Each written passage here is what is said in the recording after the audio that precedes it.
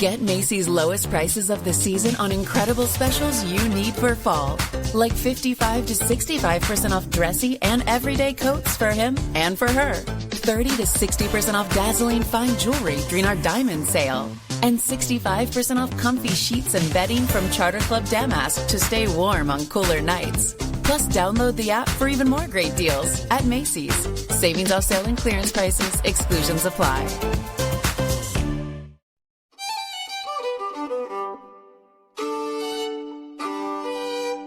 Hi, this is Jerry Boyer. Welcome to Meeting of Minds podcast. Today, my guest is Jenin Younes from the New Civil Liberties Alliance. She's been litigating an extremely important case regarding civil liberties and specifically the ability of the government to pressure companies, particularly social media companies, to take down content which the government doesn't like. Jenin, thanks for joining us today.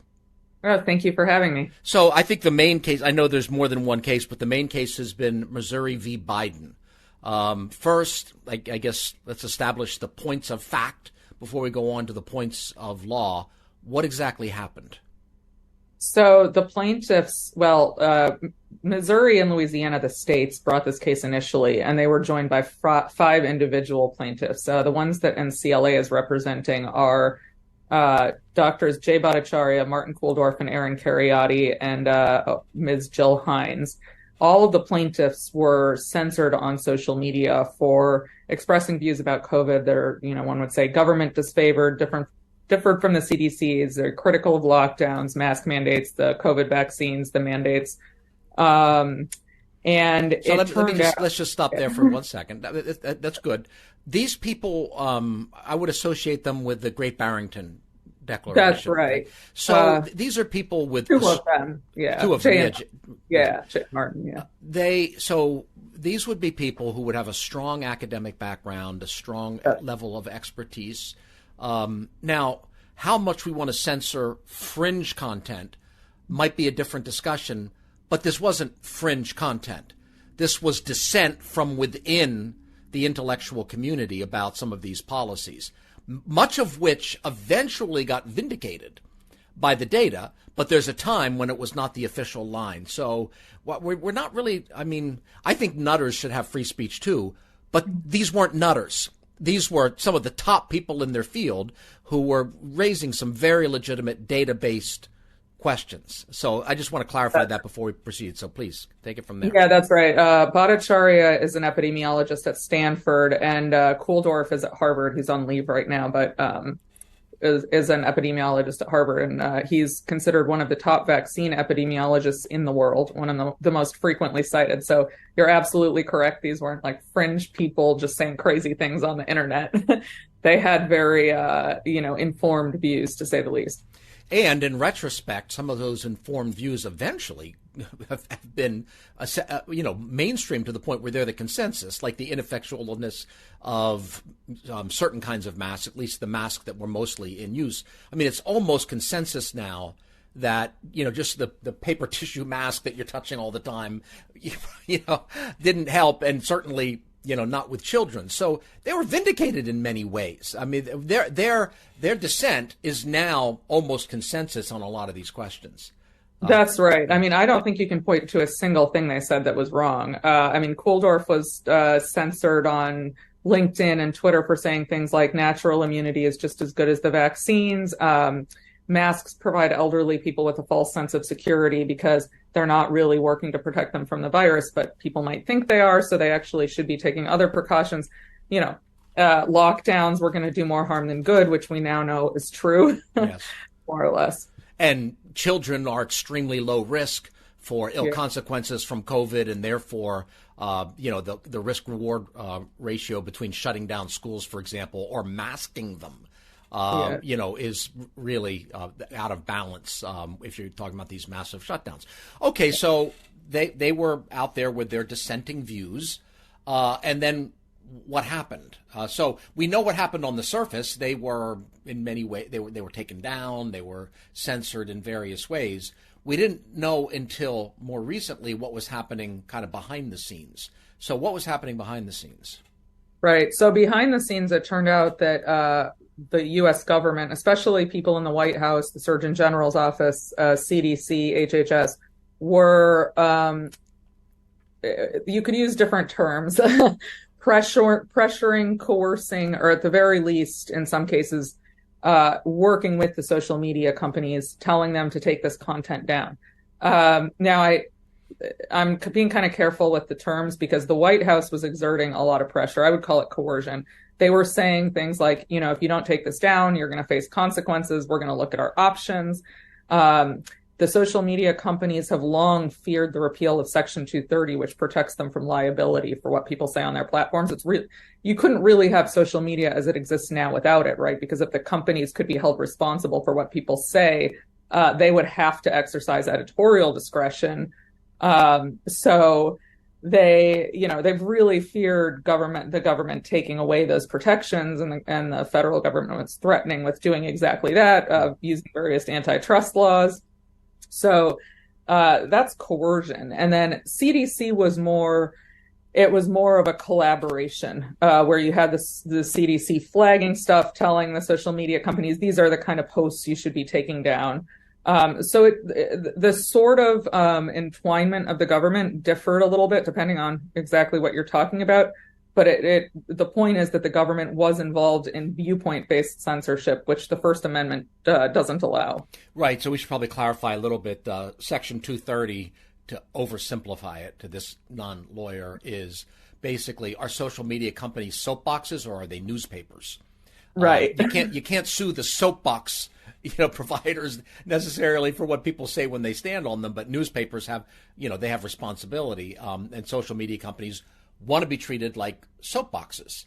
Right. And of course, the more that they are censorious, the more they are in essence acting like newspapers and opening themselves up to what is, at least to me, a legitimate conversation about whether they should get 230 exemption. But I think Zuckerberg once called this issue, an antitrust, an existential issue for my company, for our company, which means government was playing around with the threat of something that could shut the lights out, that could end these companies.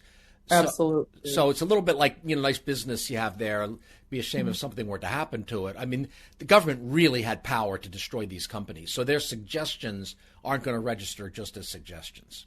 Right. And actually, there's a congressional investigation into this very issue happening sort of at the same time as the lawsuit. I think the lawsuit sort of brought to light that this was going on and prompted the forming of the subcommittee to look into it. I actually served on the subcommittee over the summer, so I'm familiar with that investigation. And through that, we obtained emails from Meta where they were saying things like, we suppressed the lab leak theory because the government pressured us to, and we otherwise wouldn't have done it, which is pretty clear proof that the government's coercion and pressure were effective. Yes. Lowe's knows safety is always a priority. Right now, it's the perfect time to update the safety of your home and save. Start with a First Alert smoke alarm. Was $28.98, now only $21.98. That's a savings of $7. Plus, you'll find great deals on outdoor lighting and smart home products, like a Google security camera. Think safety first. Lowe's knows home improvement. Offer valid through 10/31. Selection varies by location. While supplies last. U.S. only. With no fees or minimums and no overdraft fees, banking with Capital One is the easiest decision in the history of decisions.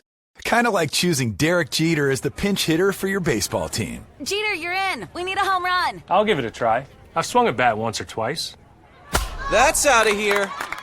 Yep, even easier than that. With no fees or minimums and no overdraft fees, is it even a decision? That's banking reimagined. What's in your wallet? Terms apply. See CapitalOne.com/bank for details. Capital One N.A. member FDIC. And by the way, the lab leak theory is one of those theories that's gone from, fringe to a fair amount of consensus, or at least let's say the default position of a lot of observers, including people in, places of high prestige in the press and in government. The lab leak theory is a very, very plausible theory.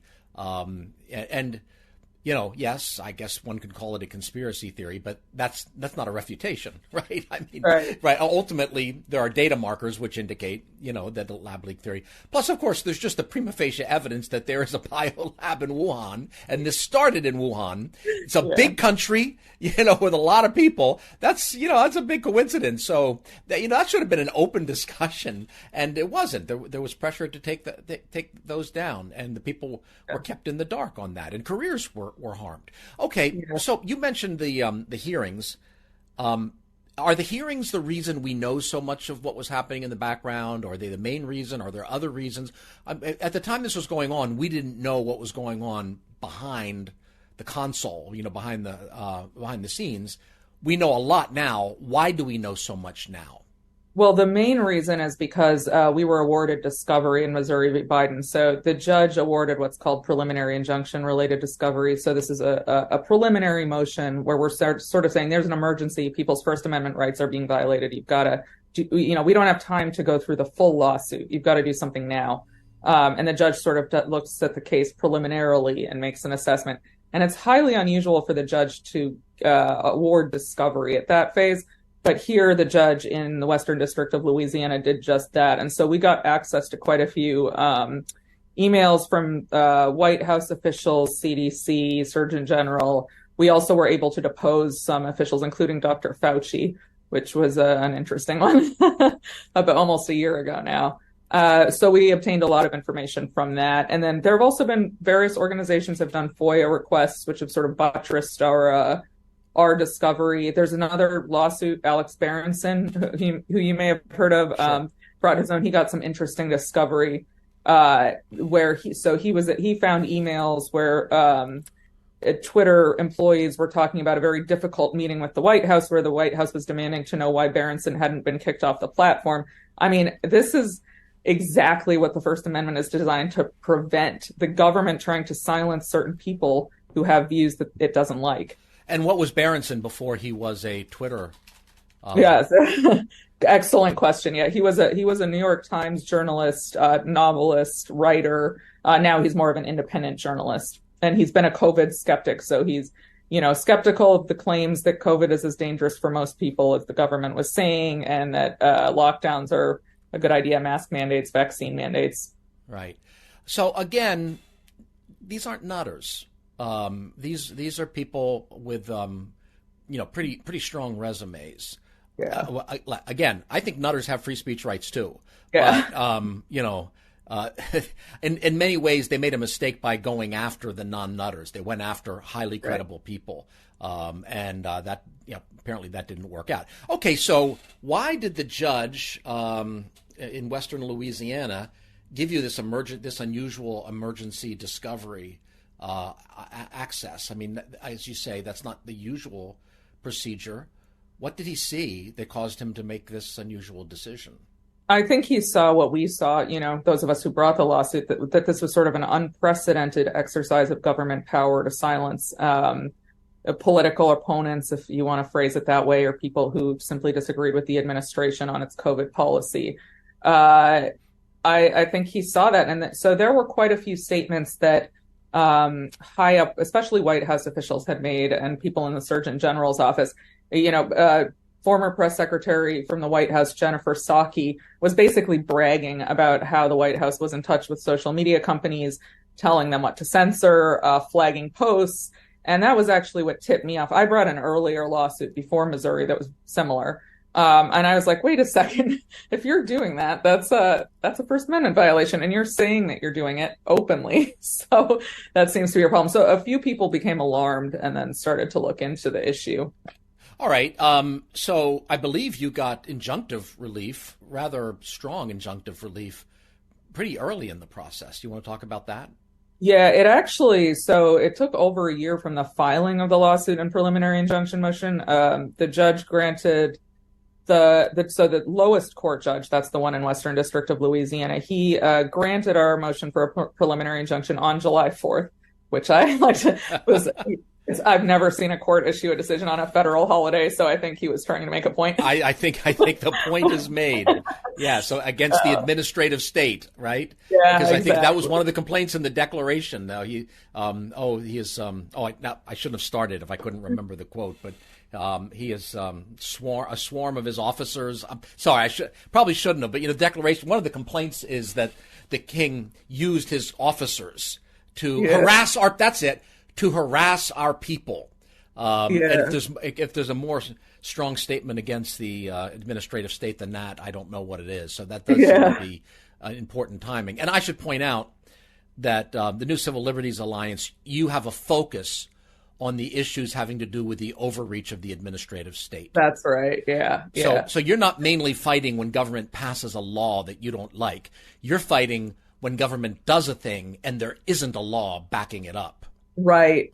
So when agencies are sort of exceeding their congressionally delegated authority is a classic example. This case does involve a lot of agencies and also the White House, which is a little bit unusual. But the judge in the Western District enjoined quite a few agencies and individual officials, said that, we had made a preliminary showing that they had violated the plaintiff's First Amendment rights and we were entitled to the relief.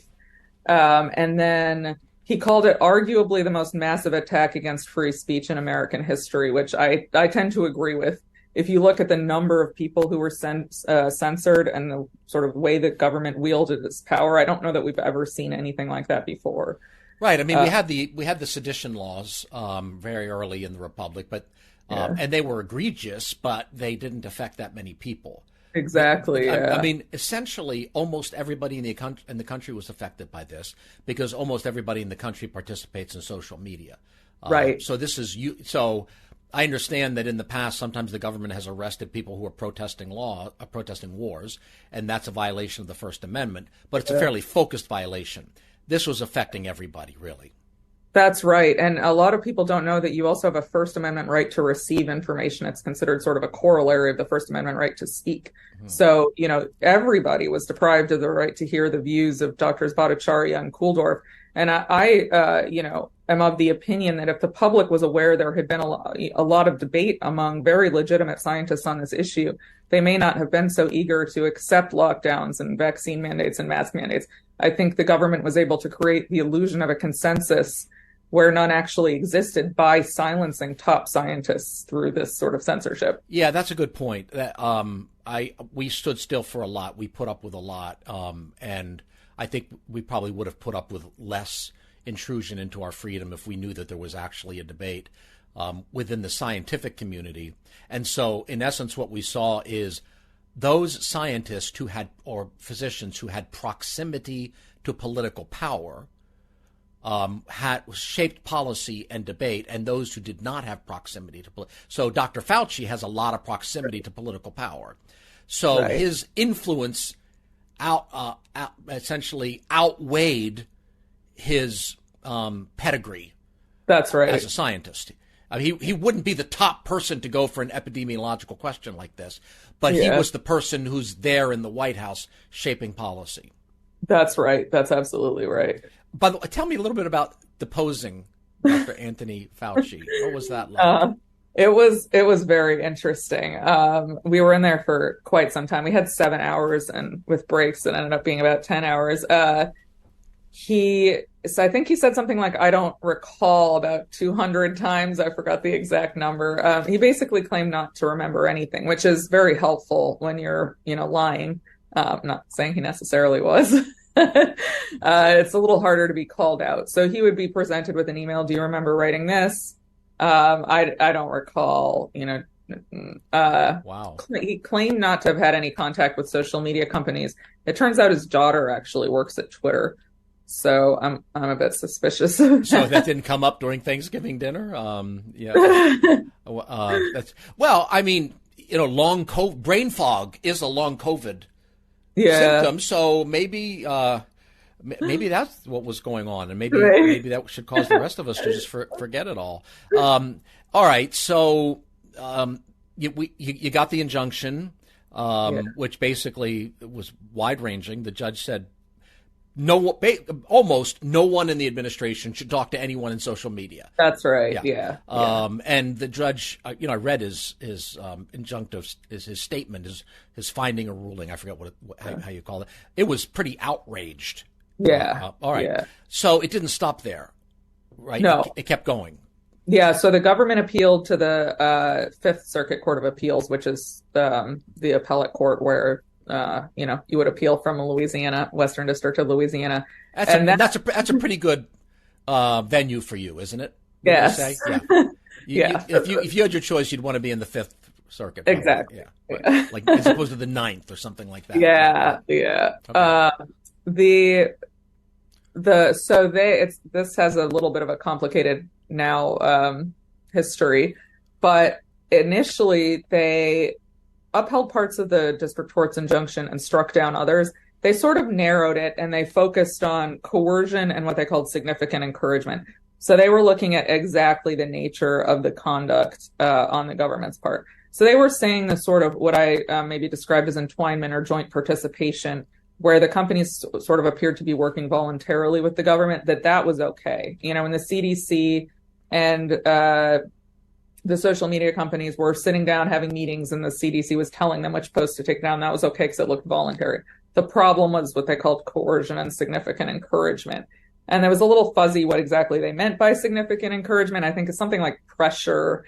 And so they excised a couple of the agencies, like the Cybersecurity and Infrastructure Security Agency, which is a sub-agency of DHS, from the injunction. They said, that stuff was more like collaborative, working together. That's not part of this. And then we asked them to reconsider.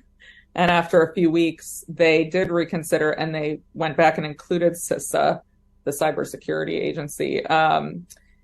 It's a little bit complicated, but the inclusion of them was not so much based on a reassessment of the legal standard, which I think the Supreme Court needs to look at, because I don't think that the companies and the government should be able to work together, even if the companies are doing it completely voluntarily.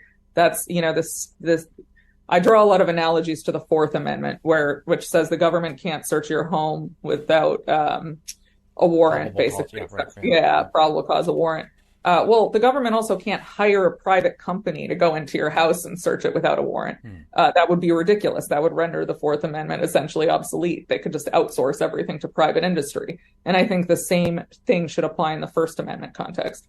Well, and isn't this what happened? The government outsourced the censorship function to social media companies. That's right. Yeah, absolutely. Right. Yeah, and it's a very new question because we just haven't really seen anything like it before, social media. And I think that's why the courts are they're trying to figure it out.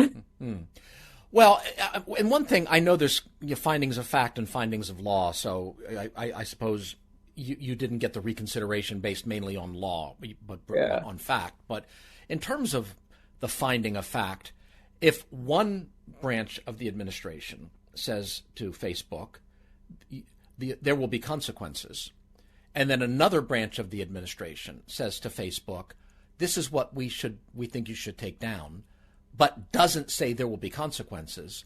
Well, over there at Facebook, they talk to each other. Right. And they know that the administration can shut them down anytime they want.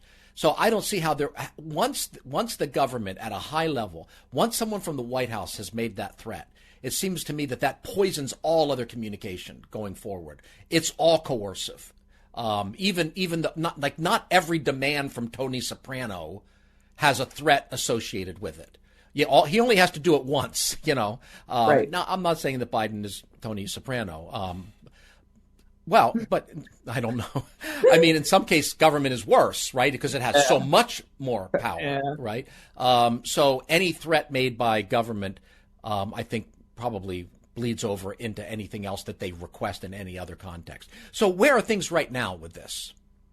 So it's very complicated procedurally. Right now, it's in the Supreme Court. So the government has filed a stay. They're basically asking the court to stop the ruling from taking effect pending a cert application. So that's when the government essentially wants the Supreme Court to hear the case. And they're saying, in the meantime, while we write the briefs, please stay this. So the writ of certiorari is basically this. It's about whether the Supreme Court will hear the case, right? That's what exactly. The cert is, right? Okay.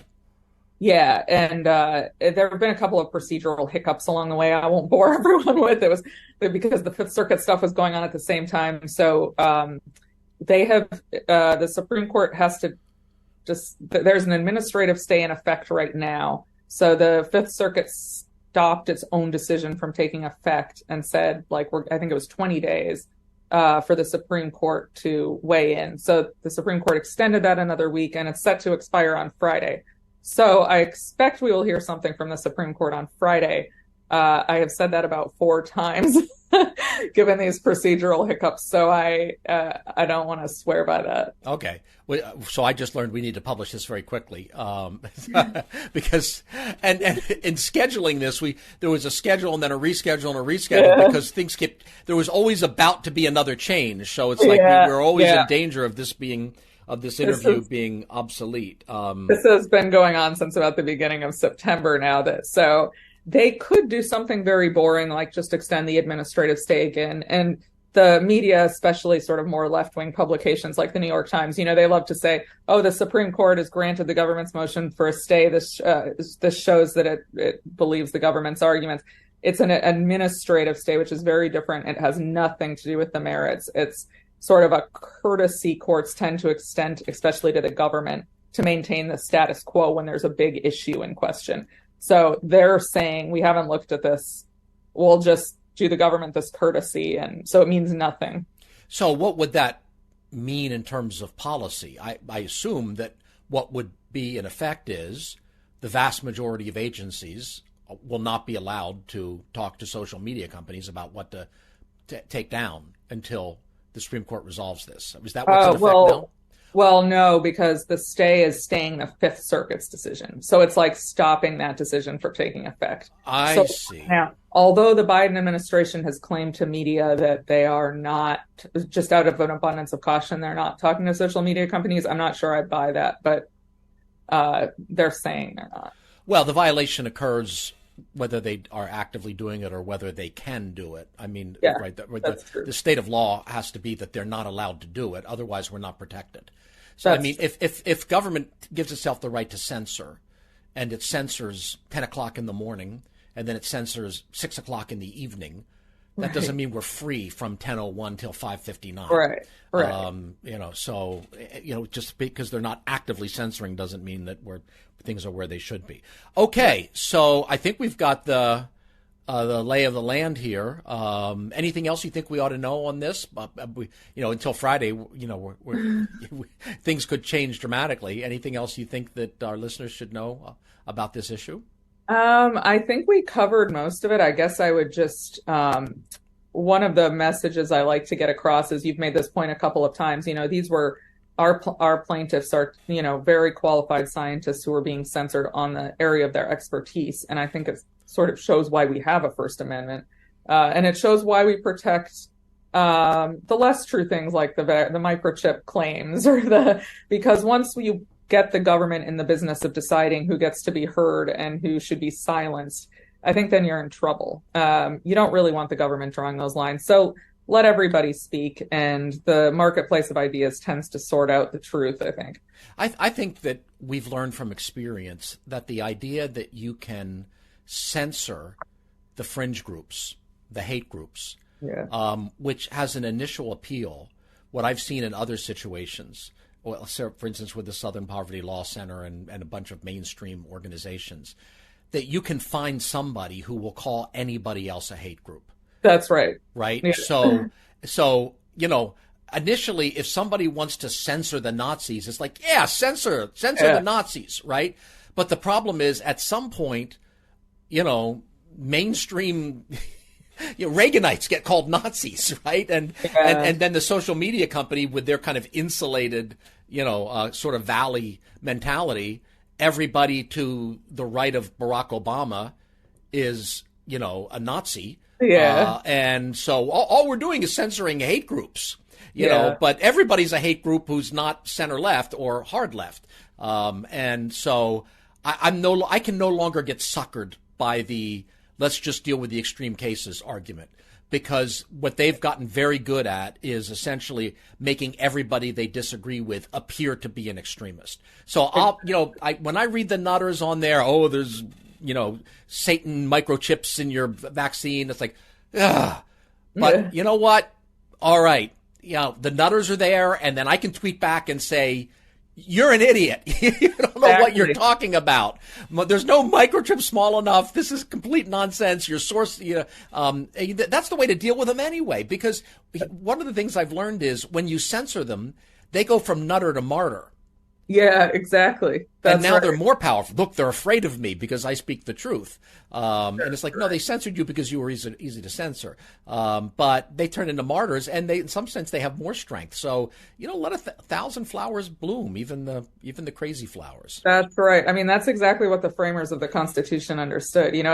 If you silence bad ideas, it doesn't mean they go away. It tends to mean that people just turn underground. So you kick them off Twitter, they go to Gab or Getter, and Getter, or what's Telegram or right? They're out there on Telegram, and nobody can censor them, and people feel like they're finally getting the true story, right?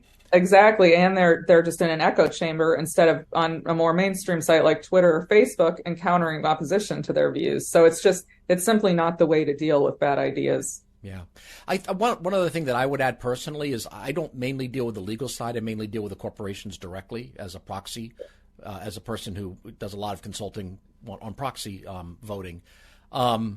These corporations were a pretty easy sell in many ways, in that I'm not sure how much coercion was necessary. Yeah. So this is an opportunity for them. They were able to hide behind that. Yeah. So now Facebook, Meta, whatever, Alphabet, all the rest of them, now it's their job to use the freedom that the court appears to be or is likely to grant to them, which means that they now can't blame the government. They can't blame Big Brother. Yeah. We'd like to put everything up there, but we can't.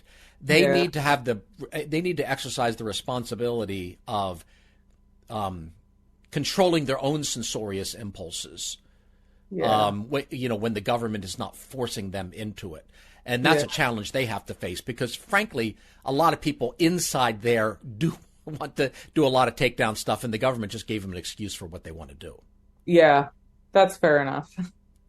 They went out there when they started, we're going to be free speech platforms. Oh, government won't let us be free speech platforms. Okay, when the Supreme Court comes down and basically you're not going to lose it all at the Supreme Court, in my opinion. Now, you're not allowed to say so because that sounds like grandstanding. But I don't see any way that you come out of this without serious progress being made in paring back the administrative state, which means then social media companies now are free to do the right thing, which is allowing people to speak. So that's my own little soapbox on that.